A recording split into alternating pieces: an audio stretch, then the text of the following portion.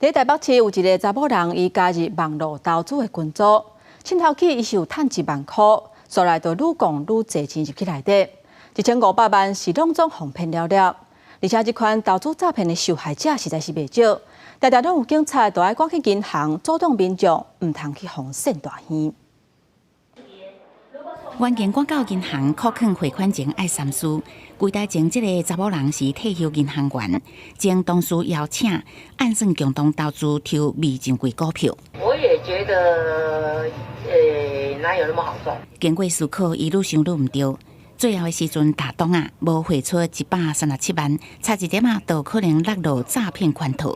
他有没有叫你下载什么 APP？ 有 APP 诈骗几率很高。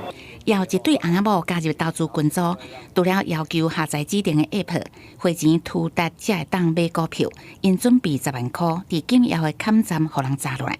啊，毋过有一个40多岁的查某人，互类似的方法套路，初期获利了后，有成功摕到1万块。啊，毋过连续2个月，伊一直去柜台汇款，搁面交假专员，前后12届，差不多有1500万拢有去无回。被网络投资广告吸引，加入群组后依照指示汇款投资。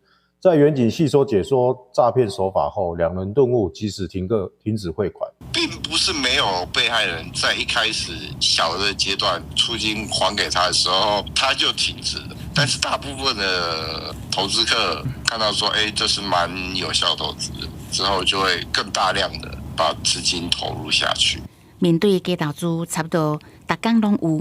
政府讲，做今年6月至10月，公部门透过各通路来宣传，接触超过6000万人，轰炸简讯嘛发出7800万封，不过诈骗无减少，颠倒增加。